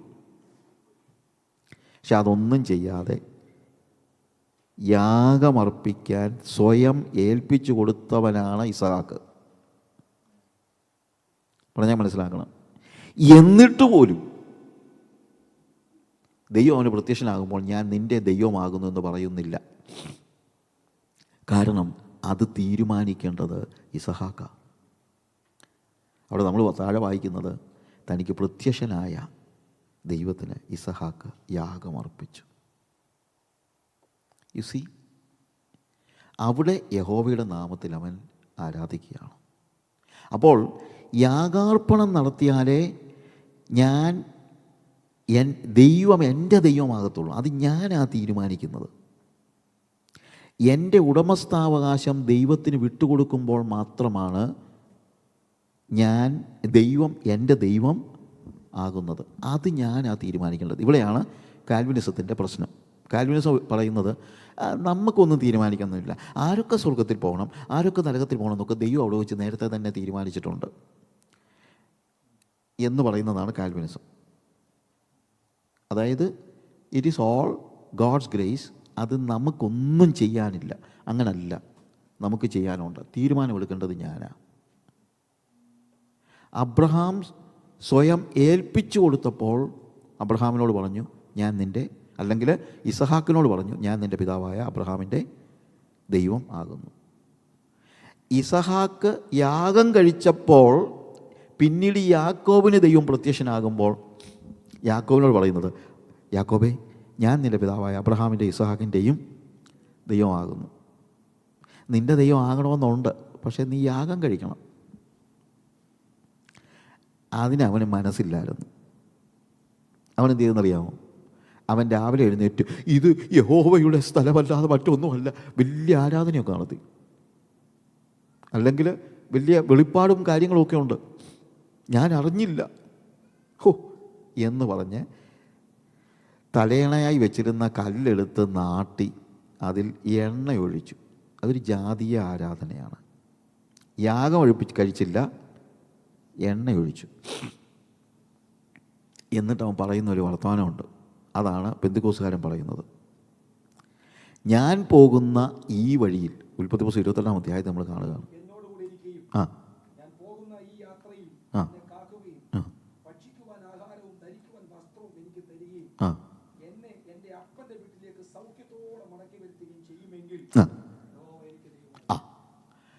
ദൈവമേ, യാഗമൊക്കെ പിന്നെ കഴിക്കാം. ആദ്യം ഒരു കാര്യം ചെയ്യും, എനിക്ക് തരാനുള്ളതൊക്കെ ഇങ്ങോട്ട് താ. ഞാൻ പോകുന്ന ഈ വഴിയിൽ നീ എന്നോടുകൂടെ ഇരിക്കുകയും. അവിടെ തന്നെ തെറ്റി. എന്താണെന്നറിയാമോ? ഞാൻ പോകുന്ന ഈ വഴിയിൽ യു സീ ദ ഡിഫറൻസ്? അതായത് ഏത് വഴിയാണ് പോകണമെന്നുള്ളത് ഞാൻ തീരുമാനിക്കും, വഴി എൻ്റെയാണ്. അവിടെ തൊട്ട് റിലീജിയനാണ്. റിലീജിയനിൽ വഴി എൻ്റേതാണ്. സ്പിരിച്വാലിറ്റിയിൽ നിൻ്റെ വഴി, ദൈവത്തിൻ്റെ വഴിയെ ഞാൻ പോകുന്നതാണ് ആത്മീയത. എൻ്റെ വഴിയെ ദൈവത്തെ കൊണ്ടുവരുന്നതാണ് religion. You see the difference? അവൻ പറഞ്ഞിരിക്കുന്ന ഒരു നേർച്ച നേർന്നെന്നാണ്. ദൈവം എന്നോടുകൂടെ ഇരിക്കുകയും ഞാൻ പോകുന്ന ഈ യാത്രയിൽ എന്നെ കാക്കുകയും ഭക്ഷിപ്പാൻ ആഹാരവും ധരിപ്പാൻ വസ്ത്രവും എനിക്ക് തരികയും എന്നെ എൻ്റെ അപ്പൻ്റെ ഭവനത്തിലേക്ക് സൗഖ്യത്തോടെ മടക്കി വരുത്തുകയും ചെയ്യുമെങ്കിൽ. ഇതൊരു ബിസിനസ്സാണ്. നേർച്ച എന്ന് പറയുന്നത് ഒരു ബിസിനസ്സാണ്. നമ്മൾ സാധാരണ മലയാളികളായ ആളുകളായതുകൊണ്ട് പണ്ട് ഈ പരിമല തിരുമേനിക്കും പുണ്യവാളന്മാർക്ക് നമ്മൾ ഗീവറീസ് പുണ്യവാളൻ നമ്മൾ ചിലപ്പോൾ നേർച്ച നേരുമല്ലോ. 12 കോഴിക്കുഞ്ഞുണ്ടെങ്കിൽ എൻ്റെ ഗീവറീസ് പുണ്യവാളാ, ഈ 12 എണ്ണത്തിനെ നീ നോക്കിക്കോളാമെങ്കിൽ 2 എണ്ണത്തെ ഞാൻ നിനക്ക് തന്നേക്കാം. പിന്നെ പുണ്യവാളൻ്റെ ജോലിയാണ് ഇതിനെ പരിധി വിളിക്കാതെ പുറകെ നടന്നോളും. ഇതാണ് യാക്കോബിൻ്റെ മതം. ഇവൻ പറഞ്ഞത് യാഗം ഉറപ്പിക്കാനൊന്നും എന്നെ കൊണ്ട് പറ്റത്തില്ല. എൻ്റെ വല്യപ്പനൊരു യാഗം ഉറപ്പിച്ചപ്പോൾ എൻ്റെ അപ്പനെ നീ ചോദിച്ചു. ഞാനാണെങ്കിൽ എൻ്റെ ലാബാൻ എൻ്റെ അമ്മാച്ചൻ്റെ 2 നല്ല സുന്ദരി പെമ്പിള്ളാരുണ്ടെന്നൊക്കെ വെച്ചിരിക്കുക. ഇനിയിപ്പം ഞാൻ യാഗമൊക്കെ ഉറപ്പിച്ച് നീ അവരെയൊക്കെ ചോദിച്ചു കഴിഞ്ഞാൽ ആകെപ്പാടെ ശല്യമാകും. അപ്പോൾ അതുകൊണ്ട് ഞാൻ ആദ്യം ഒന്ന് പോട്ടെ, നീ എൻ്റെ കൂടെ ഇരിക്കുക. എനിക്ക് ഭക്ഷിപ്പാൻ ആഹാരം തരണം, ധരിപ്പാൻ വസ്ത്രം തരണം, ഞാൻ പോകുന്ന ഈ വഴിയെ എൻ്റെ കൂടെ നടന്നോണം. എന്നിട്ട് സൗഖ്യത്തോടെ എന്നെ എൻ്റെ അപ്പൻ്റെ ഭവനത്തിൽ ഒരു 10-70 വയസ്സൊക്കെ ആകുമ്പോഴത്തേക്ക് എൻ്റെ അപ്പൻ്റെ ഭവനത്തിൽ എനിക്ക് മടങ്ങി വരണം. കല്യാണമൊക്കെ കഴിച്ച പിള്ളേരൊക്കെ ആയി. അന്നേരം പിന്നെ അവിടം തൊട്ട് ദൈവമേന്നേ ഞാൻ വിളിക്കത്തുള്ളൂ. അന്നേരം ഞാൻ യാഗം ഉറപ്പിച്ചോളാം. ഇതാണ് യാക്കോബിൻ്റെ റിലീജിയൻ. പെന്തിക്കോസുകാരൻ്റെ മതം എന്ന് പറയുന്നത് യാക്കോബിൻ്റെ മതമായിരുന്നു. പിന്നെ എനിക്ക് തോന്നുന്നു നീ വെറുതെ തരണ്ട, ഞാൻ എന്തോ ചെയ്തോളാം, നീ എനിക്ക് തരുന്നതിലൊക്കെയും ഞാൻ നിനക്ക് എന്തോ ഈ ദശാംശം. ആര് തരുന്നതാ? നീ എനിക്ക് തരുന്നത് അല്ലേ? ഞാനിപ്പം സന്തോഷ് പാസ്റ്ററോട് പറയുകയാണെന്ന് വെച്ചു, പാസ്റ്ററെ എനിക്കൊരു $10,000 ഇങ്ങോട്ട് താ. ആണേ സന്തോഷ് പാസ്റ്റർ ചോദിച്ചു, സഹിച്ചാൽ ഞാൻ ഇതിനായി വെറുതെ $10,000 തരുന്നത്? അതിന് എന്തെങ്കിലും ഒരു റീസൺ വേണ്ടേ? $10,000 ഞാൻ തന്നിട്ട് എന്തോ കൊടുക്കാൻ? വെറുതെ ഒന്നും തരണ്ട, ഞാൻ ആ 10,000-ൽ $1,000 പാസ്റ്റർക്ക് ഞാൻ തിരിച്ചു തരും എന്ന് പറഞ്ഞാൽ ഇത്രയേ ഉള്ളൂ ദശാംശം എന്ന് പറയുന്നത്. You see the difference? Ownership കൈമാറ്റം ചെയ്യുന്നതാണ് ശരിക്കും. നേർച്ചയല്ല ആവശ്യം. ഇന്നിപ്പം റിലീജിയനിൽ നേർച്ചയാണ്, സ്പിരിച്വാലിറ്റിയിൽ യാഗമാണ്. നമ്മൾ നമ്മളോട് തന്നെ ചോദിക്കുക, നേർച്ചയാണോ യാഗമാണോ നമ്മൾ ഫോളോ ചെയ്യുന്നതെന്ന് നമ്മളോട് തന്നെ ചോദിക്കുക. ഇതൊക്കെ വളരെ സിമ്പിളായിട്ടുള്ള കാര്യങ്ങളാണ്, പക്ഷേ ഇത് വളരെ അർത്ഥവത്തായ, നമ്മൾ ചിന്തിക്കേണ്ടതായ കാര്യമാണ്. നമ്മൾ പലപ്പോഴും നേർച്ചയുടെ ആൾക്കാരായി പോകുന്നു. യാഗമർപ്പിക്കുമ്പോൾ അവൻ പറയുന്നത്, ഇനി എൻ്റേതായിട്ട് എനിക്കൊന്നുമില്ല, ഞാൻ തന്നെ നിൻ്റെ വകയാണ്. ചിലപ്പോൾ നമ്മളോട് ഞാനും എനിക്കുള്ളതൊക്കെയും ഒന്ന് പ്രത്യേകിച്ച് പറയുന്നതിന് കുഴപ്പമില്ല. പക്ഷേ ഞാൻ തന്നെ അങ്ങ് യാഗമായി കഴിഞ്ഞാൽ പിന്നെ എനിക്കുള്ളതെന്ന് പറഞ്ഞാൽ എനിക്കൊന്നുമില്ല. I have nothing. Everything belongs to God. ഇവിടെ 5 താലന്ത് ലഭിച്ചവൻ 5 കൂടെ നേടി 10 താലന്തും കൊണ്ട് അവൻ യജമാനൻ്റെ അടുത്ത് ചെന്നപ്പോൾ 10ഉം യജമാനൻ്റെ വകയായി തീരുകയാണ്. ഞാൻ ജോലി ചെയ്ത് കാശുണ്ടാക്കിയാലും ബിസിനസ് ചെയ്ത് കാശുണ്ടാക്കിയാലും അപ്പൂപ്പന്മാരുടെ തോട്ടം എനിക്ക് സ്വന്തമായിട്ടുണ്ടായാലും എല്ലാം ദൈവത്തിൻ്റെ വകയാണ്. Everything belongs to God. ഞാനും എനിക്കുള്ളതും എല്ലാം ഞാൻ ഓണർഷിപ്പ് കൈമാറ്റം ചെയ്യുകയാണ്. വോൺ കാർലോസ് ഓർട്ടിസ് എന്ന് പറയുന്ന ഒരു ദൈവദാസനുണ്ട്, സ്പാനിഷാണ്. അദ്ദേഹത്തിൻ്റെ ഡിസൈപ്പിൾഷിപ്പിനെ കുറിച്ചുള്ള ഒരു ക്ലാസ്സാണ്. ആ ക്ലാസ് ഒരു ബുക്കായിട്ടുണ്ട്, സ്പാനിഷ് റൈറ്ററാണ്. അദ്ദേഹം ശിഷ്യത്വത്തെക്കുറിച്ച് പറയുന്നത്, ശിഷ്യത്വം എന്ന് പറയുന്നത് നമ്മൾ ചിന്തിക്കുന്നത് ഒരു വിലയുമില്ലാത്തതാണെന്നാണ്. നമ്മൾ തന്നെ പ്രസംഗിക്കുമ്പോൾ പറയുന്നത് എന്താണ്?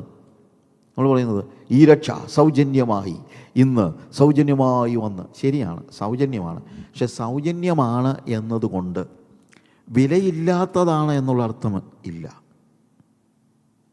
അതിന് വിലയുണ്ട്. ഇപ്പം സൗജന്യമായി നമുക്ക് തരുന്നത് ഇതിന് വില കൊടുക്കാൻ നമുക്ക് കഴിയാത്തത് കൊണ്ടാണ്.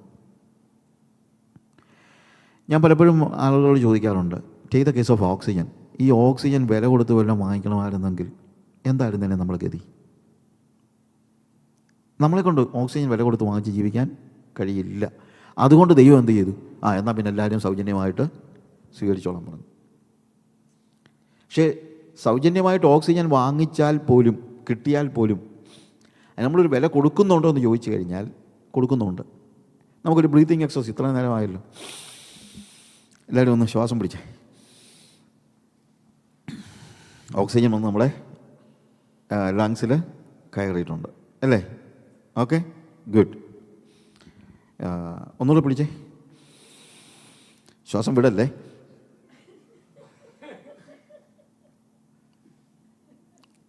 നമുക്ക് പിടിച്ചിരിക്കാൻ പറ്റുമോ? ഇല്ല. എന്ത് ചെയ്യുന്നു? ഓക്സിജൻ ഇവിടെ എല്ലാം ഉണ്ടെങ്കിലും ഓക്സിജൻ ലങ്സിനകത്തേക്ക് കയറണമെങ്കിൽ ലങ്സിൻ്റെ ഉള്ളിലുള്ള കാർബൺ ഡൈ ഓക്സൈഡ് പുറത്തോട്ട് കളഞ്ഞാലേ പറ്റുള്ളൂ. യു സി, ഇതുപോലെ നമ്മൾ പറയുന്ന ദൈവികമായ രക്ഷ അല്ലെങ്കിൽ യേശുക്രിസ്തുവിനെ ഉള്ളിലേക്ക് കയറ്റണമെങ്കിൽ, യേശുവിനെ ഉള്ളിലേക്ക് കയറ്റാൻ ഒരു വിലയും കൊടുക്കണ്ട, രക്ഷ സൗജന്യമാണ്.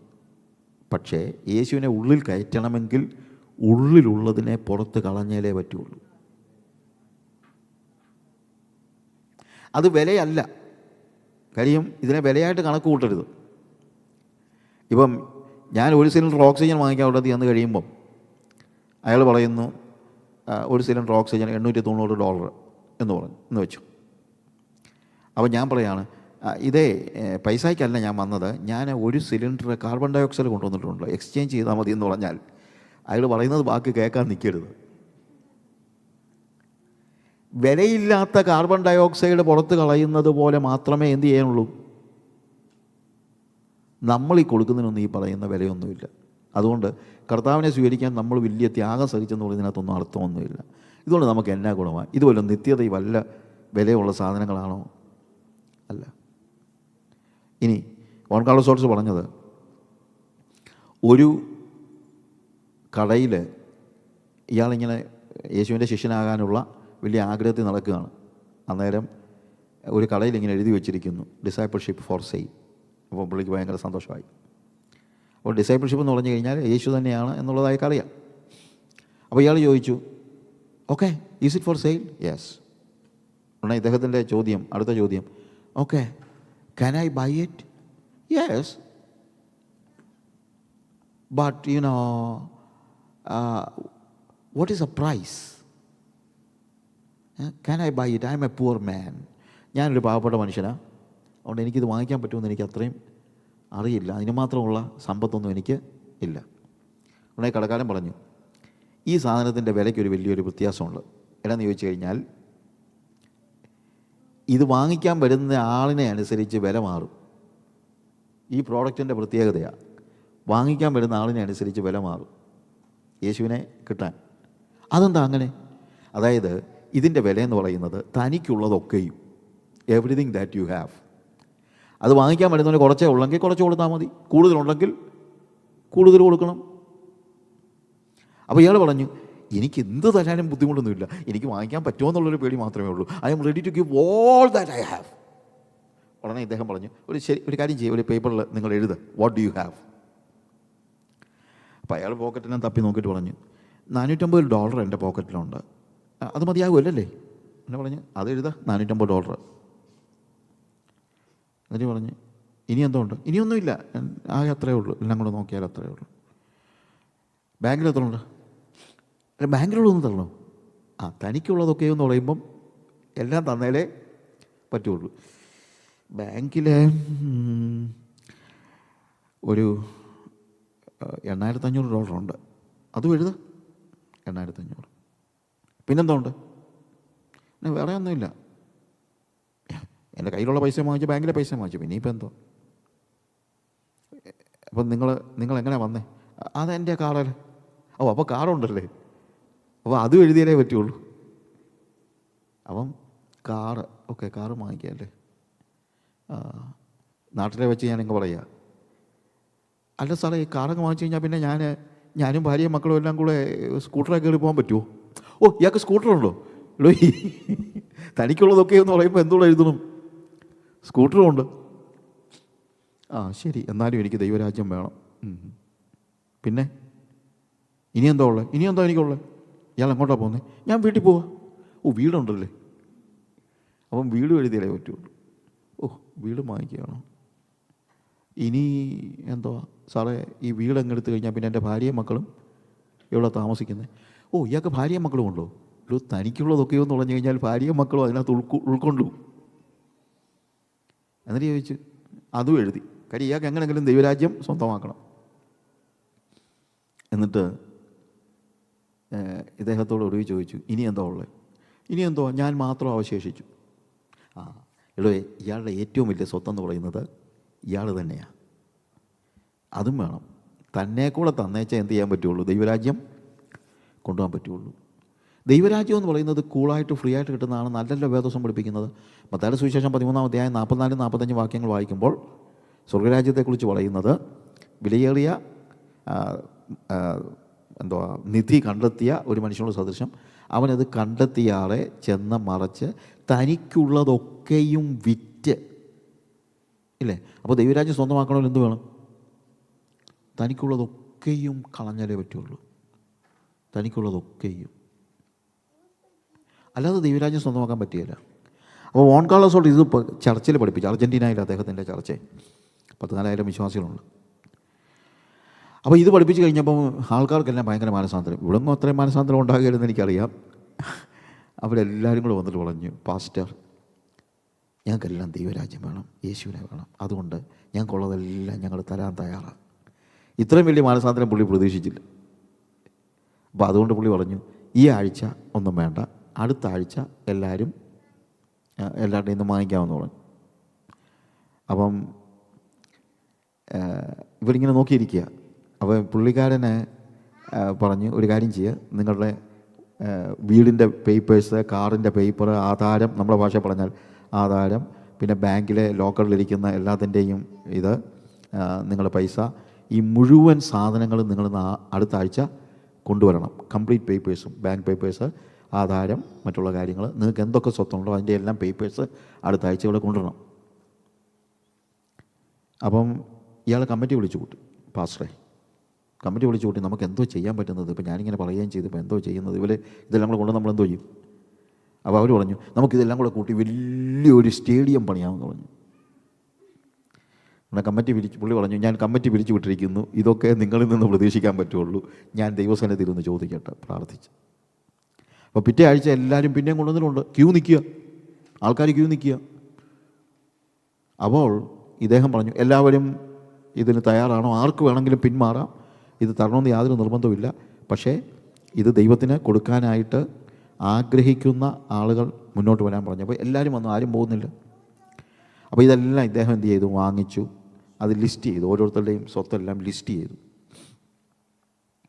അപ്പോൾ എല്ലാവരുടെയും വസ്തുവിൻ്റെ, വീടിൻ്റെ കാര്യങ്ങൾ, കാറ്, എല്ലാത്തിൻ്റെയും പേപ്പേഴ്സ് ഉണ്ട്.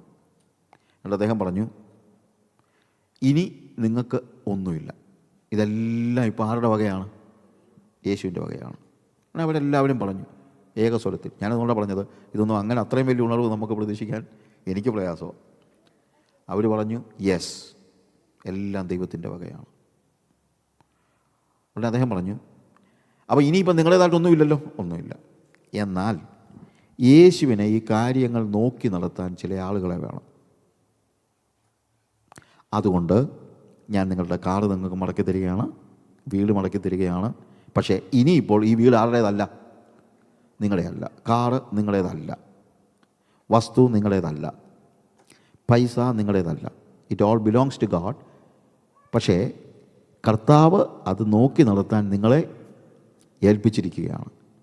അത് വളരെ കൃത്യമായിട്ട് സ്റ്റിവാർഡ്സായിട്ട് നിങ്ങൾ നോക്കി നടത്തണം. നേരത്തെ കാറിൻ്റെ ഓയിൽ മാറുന്നതിന് താമസം ഉണ്ടാകും, അത് നിങ്ങളെ ആയിരുന്നു. പക്ഷേ ഇനിയിപ്പം കർത്താവിൻ്റെ ആയപ്പം കാറിൻ്റെ ഓയിൽ മാറാനൊന്നും താമസിക്കാൻ പറ്റത്തില്ല. കാര്യം നല്ല സ്റ്റിവാർഡ്സ് ആയിരിക്കണം. ഇനി കർത്താവിന് എപ്പോൾ വേണമെങ്കിലും ഇത് തിരിച്ചു ചോദിക്കാം. അപ്പോൾ ഈ ബ്യൂണസ് ആയർസിലെ ഈ ചർച്ചിൽ എപ്പോഴും ഒത്തിരി എന്തുവാ മറ്റ് പല സ്ഥലങ്ങളിൽ നിന്ന് വരുന്ന വിസിറ്റേഴ്സൊക്കെ ഒത്തിരി വരുന്ന ഒരു ചർച്ച.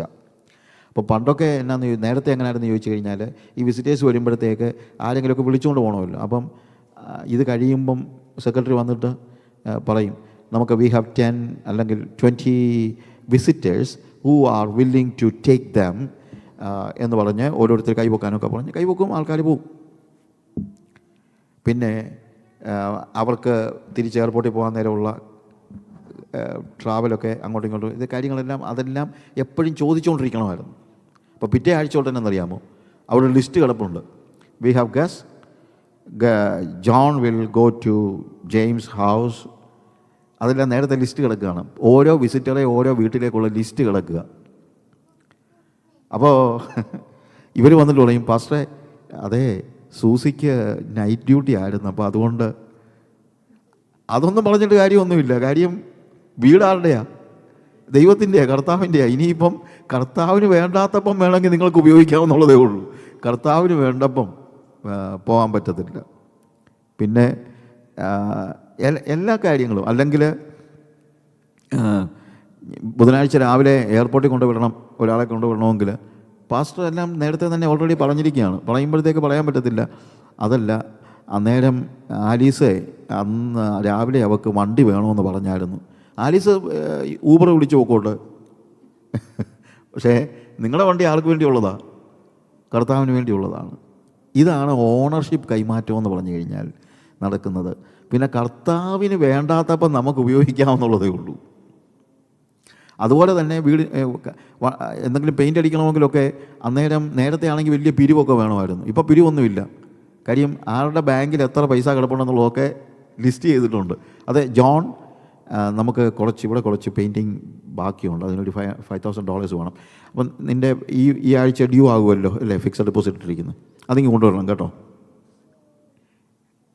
കാര്യം പൈസ ആരുടെയാ? കർത്താവിൻ്റെയാ. നിങ്ങളുടെ കാര്യങ്ങൾക്കൊക്കെ നിങ്ങൾക്ക് ഉപയോഗിക്കാമെങ്കിലും അത് നല്ല സ്റ്റുവാർഡ്സ് ആയിരിക്കാൻ വേണം. അത് നമ്മൾ മനസ്സിലാക്കണം. ഇതെല്ലാം കർത്താവിൻ്റെ ആണെന്ന് പറഞ്ഞ് തോന്നിവാസം കാര്യങ്ങൾ ചെയ്യാൻ പറ്റില്ല. We need to be good stewards. ദൈവം നിങ്ങൾക്കൊരു തോട്ടം തന്നിട്ടുണ്ടെങ്കിൽ ആ തോട്ടം നന്നായിട്ട് സൂക്ഷിക്കണം. തോട്ടം വിൽക്കാൻ പറഞ്ഞാൽ അന്നേരം വിറ്റോണം. You see the difference.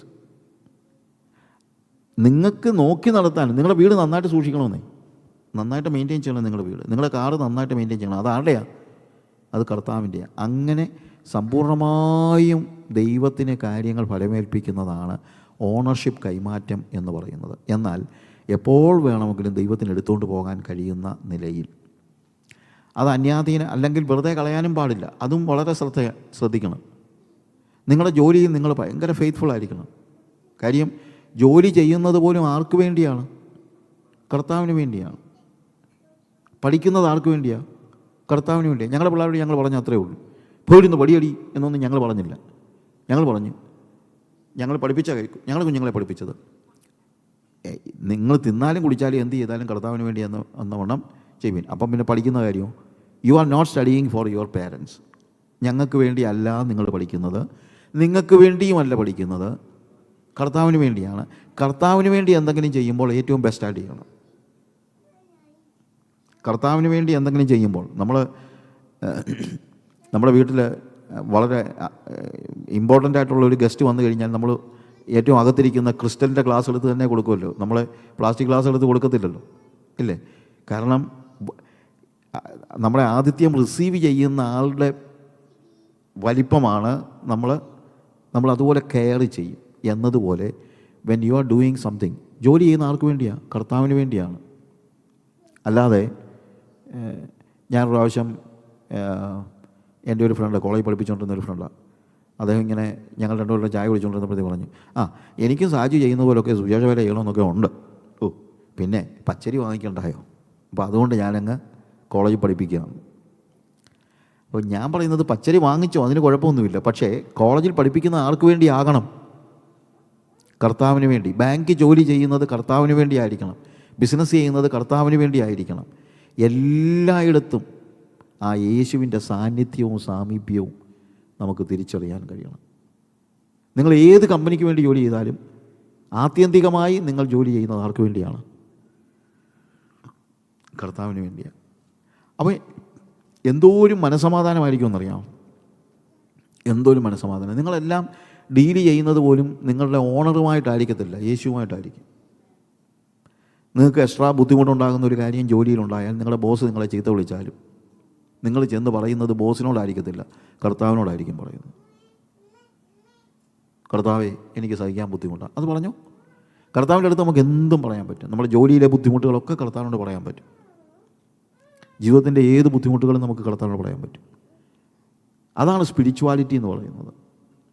അല്ലാതെ ഞായറാഴ്ച വന്ന് പാട്ട് പാടുന്നത് മാത്രമല്ല. ഞായറാഴ്ച വന്ന് പാട്ട് പാടണം, അതും കർത്താവിന് വേണ്ടിയാണ്, അല്ലാതെ നമുക്ക് വേണ്ടിയല്ല. യു സി, ഇൻ എവ്രിതിങ് ആ യേശുക്രിസ്തുവിൻ്റെ സാമീപ്യവും സാന്നിധ്യവും അനുഭവിച്ചറിയുന്നത്. 5 താലന്ത് കിട്ടിയവൻ 5 കൂടെ നേടി, 2 താലന്ത് കിട്ടിയവൻ 2 കൂടെ നേടി. ഇവർക്ക് 2 പേർക്കും 3 താലന്തും 2 താലന്തും എക്സ്ട്രാ കൊടുത്തില്ല, ദൈവം കൊടുത്തില്ല. അവർക്കുള്ള പ്രതിഫലം എന്താണ്? That is my question. ഇവരിത്രയും കിടന്ന് അധ്വാനിച്ചിട്ട് എന്താണ് ഇവർക്കുള്ള പ്രതിഫലം? അവിടെ പറയുന്ന കാര്യം എന്നറിയാമോ? അതിന് യജമാനൻ, നല്ലവനും വിശ്വസ്തനുമായ ദാസനെ, ഞാൻ നിന്നെ അധികത്തിന് വിചാരകനാക്കും, നിൻ്റെ യജമാനൻ്റെ സന്തോഷത്തിലേക്ക് പ്രവേശിച്ചു കൊള്ളുക. നമ്മുടെ സകല അധ്വാനത്തിൻ്റെയും പ്രതിഫലം എന്താണ്? യജമാനൻ്റെ സന്തോഷമാണ്. അതാണ് നമ്മുടെ പ്രോഫിറ്റ് എന്ന് പറയുന്നത്. അതാണ് നമ്മൾ റിവാർഡ് എന്ന് പറയുന്നത്. ഏത് പണി ചെയ്താലും അതിൻ്റെ റിവാർഡെന്ന് പറയുന്നത് ആ പണിയിൽ നിന്ന് നമുക്ക് കിട്ടുന്ന സമ്പത്ത് മാത്രമല്ല, യജമാനൻ്റെ സന്തോഷമാണ്. നീ ജോലി ചെയ്തു, അധ്വാനിക്കുക, പക്ഷേ നിൻ്റെ പ്രതിഫലമെന്ന് പറയുന്നത് ഭൂമിയിൽ നിനക്ക് ലഭിക്കുന്നത് കൂടുതൽ വിചാരകത്വത്തിലേക്ക്. Whatever you get in this world when you are doing a job, it is for extra stewardship. കൂടുതൽ കാര്യവിചാരകത്വത്തിലേക്ക് മാത്രമേ നമ്മളെ നയിക്കത്തുള്ളൂ. കൂടുതൽ കിട്ടിക്കോട്ടെ, പണം കിട്ടിക്കോട്ടെ, വസ്തു കിട്ടിക്കോട്ടെ, കാറ് കിട്ടിക്കോട്ടെ, എന്തും കിട്ടിക്കോട്ടെ, പക്ഷേ അത് കൂടുതൽ കാര്യവിചാരകത്വത്തിലേക്ക് മാത്രമേ നമ്മളെ നയിക്കത്തുള്ളൂ. എന്താണ് നമ്മുടെ പ്രതിഫലം? ഈ മൂന്നാമത്തവന് മനസ്സിലാകാത്ത ഒരു കാര്യമുണ്ട്. എന്നാണെന്നറിയാമോ? മൂന്നാമത്തവൻ ചിന്തിച്ചത് പ്രതിഫലം ഇവിടെ കിട്ടുന്ന താലന്തുകളാണെന്നാണ്, അഥവാ ഇവിടെ കിട്ടുന്ന പ്രതിഫലമാണെന്നാണ്. ഭൂമിയിലെ സമ്പത്താണ് പ്രതിഫലമെന്നാണ് അവൻ ചിന്തിച്ചത്. അതുകൊണ്ടാണ് പറഞ്ഞത്, ഞാൻ പൊട്ടം കളിക്കാൻ നിന്നില്ല, ഇന്നാ നീ തന്നത് നീ എടുത്തു. പക്ഷേ ഇവൻ്റെ നഷ്ടം എന്താണ്, അഥവാ ഇവന് നഷ്ടപ്പെട്ടത് എന്താണെന്ന് ചോദിച്ചാൽ യജമാനൻ്റെ സന്തോഷമാണ്. See, that is a difference. യജമാനൻ്റെ സന്തോഷം. പ്രിയമുള്ളവരെ, നമ്മുടെ ജോലിയിലും മറ്റുള്ള കാര്യങ്ങളിലും നമുക്ക് എപ്പോഴും വേണ്ടത് യജമാനൻ്റെ സന്തോഷമാണ്. മിഷൻ ഫീൽഡിൽ പോലും നമുക്ക് വേണ്ടത് യജമാനൻ്റെ സന്തോഷമാണ്. കർത്താവ് പറയുന്നതാണ്, നീ 5 നേടി, 5 തന്നു, 5 കൂടെ നേടി, നീ നല്ലവനാണ്, നീ വിശ്വസ്തനാണ്, നിൻ്റെ യജമാനൻ്റെ സന്തോഷത്തിലേക്ക് പ്രവേശിച്ചു കൊള്ളുക. ഇതാണ് പ്രതിഫലം എന്നുള്ള ടീച്ചിങ് നമുക്കുണ്ടാകണം. What is the greatest reward you can have in this world? അവിടെ പറയുന്ന കാര്യം ഇതാണ്, enter thou into the joy of thy Lord. നിൻ്റെ യജമാനൻ്റെ സന്തോഷത്തിലേക്ക്. യജമാനൻ്റെ സന്തോഷത്തിലേക്ക് പ്രവേശിക്കുമ്പോൾ അവിടെ മനസ്സിലാക്കണം, ഇവൻ യജമാനൻ്റെ പാർട്ട്ണറാവുകയാണ്. കാര്യം യജമാനൻ 5 താലന്തൂടെ കിട്ടിയതാണ് ഇവൻ്റെ സന്തോഷം. ഇവന് 2 താലന്ത് എക്സ്ട്രാ കിട്ടുന്നതല്ല അവൻ്റെ സന്തോഷം. അവൻ്റെ സന്തോഷം എന്താണ്? എൻ്റെ യജമാനന് 5 താലന്ത് എക്സ്ട്രാ കിട്ടി. എന്നാൽ നമുക്ക് എന്തെങ്കിലും ഉപയോഗിക്കാൻ പറ്റാതെ, ഇപ്പം ഞാനിപ്പോൾ 5 വർഷം കഴിഞ്ഞിട്ടാണ് ഇയാൾ വരുന്നതെന്ന് വെച്ചു. ഈ 5 വർഷം കഴിഞ്ഞ് വരുമ്പോൾ ഈ 5 വർഷം, അതായത് 5 താലന്ത് കൊടുത്തിട്ട് ഇയാൾ ബിസിനസ് ചെയ്യുകയാണ്. അടുത്ത 5 വർഷം ഇയാൾ കഴിക്കുകയും കുടിക്കുകയും ഒന്നും ചെയ്തില്ലേ? ചെയ്തു. അതൊക്കെ എവിടുന്നാ? ഇയാൾ വീട്ടിൽ നിന്ന് കൊണ്ടുവന്നാണോ? അല്ല. എവിടുന്നാ? ഈ ബിസിനസ്സിനകത്തുനിന്നാ. പിന്നെ ഇയാൾ പിള്ളേരെ പഠിപ്പിച്ചില്ലേ? പഠിപ്പിച്ചു. ആരാ ഫീസൊക്കെ കൊടുത്തത്? ഇയാൾ വീട്ടിൽ നിന്ന് കൊണ്ടുവന്നാണോ? അല്ല, ഈ ബിസിനസ്സിനകത്തുനിന്നാ. ഇനി ഇയാൾക്ക് അങ്ങോട്ടും ഇങ്ങോട്ടും പോകാൻ ചിലപ്പോൾ കാറുണ്ടെന്ന് വെച്ചു. ഈ കാർ എവിടുന്നാ? ഇതിനകത്തുനിന്നാ. പറഞ്ഞാൽ മനസ്സിലാക്കണം.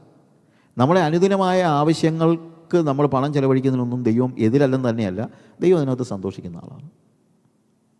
God is giving us everything. അതായത് ആത്യന്തികമായി നമ്മൾ ചെയ്യുന്നതെല്ലാം ദൈവരാജ്യത്തിന് വേണ്ടിയാണ്. ആ ദൈവരാജ്യത്തിൻ്റെ സേവയിൽ ഞാൻ ചിലപ്പം നേഴ്സായിരിക്കും, IT പ്രൊഫഷണലായിരിക്കും, അതല്ലെങ്കിൽ ബിസിനസ്സുകാരനായിരിക്കാം, എന്തോ ആയിക്കോട്ടെ. പക്ഷേ എൻ്റെ മനസ്സിൽ മുഴുവൻ ഞാനിത് ചെയ്യുന്നത് യജമാനന് വേണ്ടിയാണ്. ആ യജമാനൻ്റെ സന്തോഷം എനിക്കുള്ളത്. ഇതിനിടയ്ക്ക് എനിക്ക് ആവശ്യമുള്ളതൊക്കെ ഞാൻ എടുക്കുന്നതിനകത്ത് യജമാനന് ബുദ്ധിമുട്ടൊന്നുമില്ല. പക്ഷേ നല്ല സ്റ്റുവാർഡായിരിക്കണം, അല്ലേ? അടിച്ച് പൊളിച്ച് തൂളിത്തടിച്ച് കളയാൻ വേണ്ടിയുള്ളതല്ല. Because it is not my money. അതുകൊണ്ടാണ് ഞാൻ പറഞ്ഞത്, വലിയ പൂപ്പൻ ഉണ്ടാക്കിയതാണെന്ന് പറഞ്ഞാലും കർത്താവിനോട് ചോദിച്ചിട്ട് വേണം ഞാൻ ചിലവഴിക്കാൻ. അപ്പോൾ കർത്താവ് ഒരിക്കലും അങ്ങനെ പറയത്തൊന്നുമില്ല, നീ തൊട്ട് പോയേക്കരുതെന്നൊന്നും പറയുന്ന ആളൊന്നും അല്ല. പക്ഷേ ഫെയ്ത്ത്ഫുൾ ആയിരിക്കണം എന്നതുപോലെ നമ്മുടെ ജീവിതത്തിലെ നമ്മുടെ ആവശ്യങ്ങൾക്കും മറ്റുള്ള കാര്യങ്ങൾക്കുമൊക്കെ നമ്മൾ സ്പെൻഡ് ചെയ്യുന്നതിന് ദൈവം എതിരല്ല. പക്ഷേ നമ്മൾ ഫെയ്ത്ത്ഫുൾ ആയിരിക്കണം, നമ്മൾ ബോധ്യമുള്ളവരായിരിക്കണം. എങ്ങനെ കാര്യങ്ങൾ ചെയ്യണമെന്നൊക്കെ ഉള്ളതിനെക്കുറിച്ചുള്ള നല്ല ബോധ്യം നമുക്ക് ഉണ്ടായിരിക്കണം എന്നുള്ളതും കൂടെ നമ്മൾ മനസ്സിലാക്കണം. അങ്ങനെ ദൈവത്തിൻ്റെ ഭാഗമായി തീരുമ്പോൾ നമ്മളെ യജമാനൻ്റെ സന്തോഷം അനുഭവിക്കുന്നത് നമുക്കറിയാൻ കഴിയും. ഞാൻ അല്പസമയം നിങ്ങൾക്ക് തരികയാണ്. If you have any questions regarding this you can ask. ഒരു ഇൻ്ററാക്റ്റീവ് സെഷൻ എന്ന പോലെ.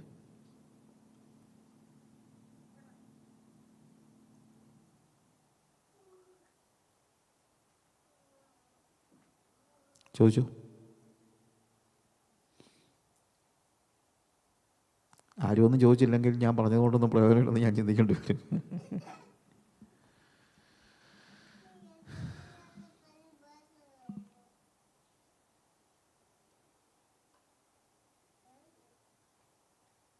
Come on.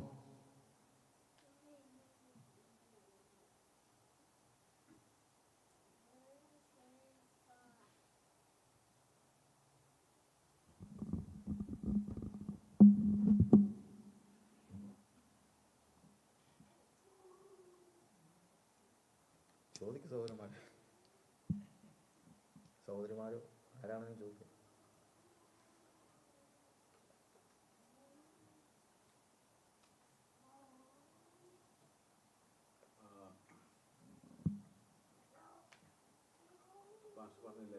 യാക്കോബ് പിതാവിൻ്റെ ഗ്രാൻഡ് ഫാദറിൻ്റെ ഭവനത്തിൽ പോയി ലാബാൻ്റെ അടുത്ത് പോയി. അബ്രഹാം എലയാസറിനെ വിടുന്നുണ്ട്. പിന്നെ അത് അബ്രഹാമിൻ്റെ വഴിയാണോ ദൈവത്തിൻ്റെ വഴി? തീർച്ചയായിട്ടും അത് ദൈവത്തിൻ്റെ വഴി. കാര്യം എന്ന് വെച്ച് കഴിഞ്ഞാൽ, ഒന്ന്, why he is sending Eliezer? Because he never wanted to see that his son is getting married to an unbeliever. അപ്പോൾ അത് ആ ബിബ്ലിക്കൽ പ്രിൻസിപ്പിളിൻ്റെ അടിസ്ഥാനത്തിലാണ് വിടുന്നത്. അല്ലാതെ ഒരു നല്ല കൊച്ചിനെ കിട്ടണമെന്നോ സൗന്ദര്യമുള്ളതിനെ കിട്ടണമെന്നോ മാത്രം നോക്കിയല്ല. ഒരു പേഴ്സണൽ ഇൻട്രസ്റ്റ് ഇല്ലാതെ ഒരു ദൈവികമായ ഇൻട്രസ്റ്റോടു കൂടെയാണ് വിടുന്നത്. അപ്പം അതുകൊണ്ട് തീർച്ചയായിട്ടും അത് ദൈവത്തിൻ്റെ വഴി തന്നെയാണെന്ന് എൻ്റെ ചിന്ത.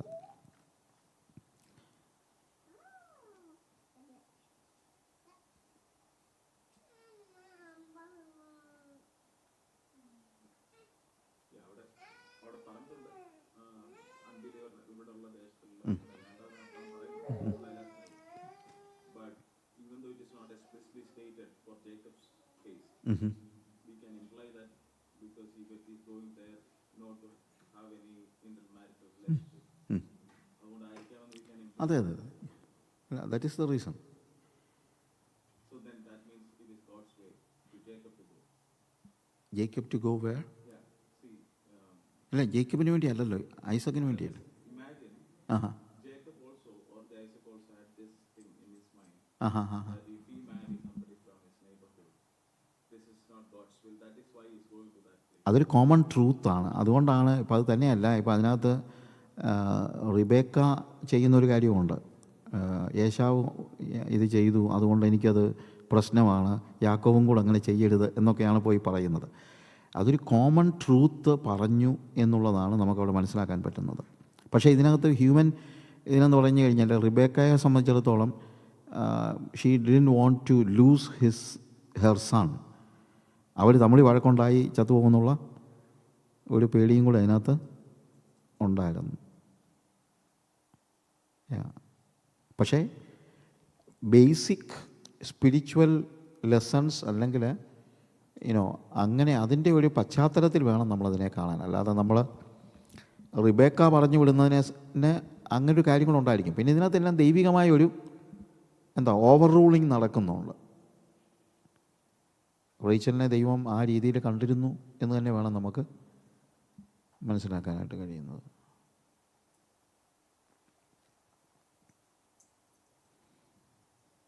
ഓക്കെ, സമയം പോകുന്നു.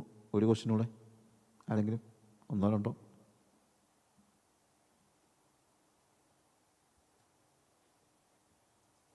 അപ്പം നമ്മൾ ഓണർഷിപ്പ് കൈമാറ്റം ചെയ്തിട്ട് വേണം പോകാൻ. ഓണർഷിപ്പ് കൈമാറ്റം ചെയ്യുമ്പോഴത്തേക്ക് പറഞ്ഞതുപോലെ നമുക്കുള്ളതൊക്കെ കർത്താവിന് കൊടുക്കേണ്ടി വരും. ചിലപ്പോൾ ഞാനിങ്ങനെ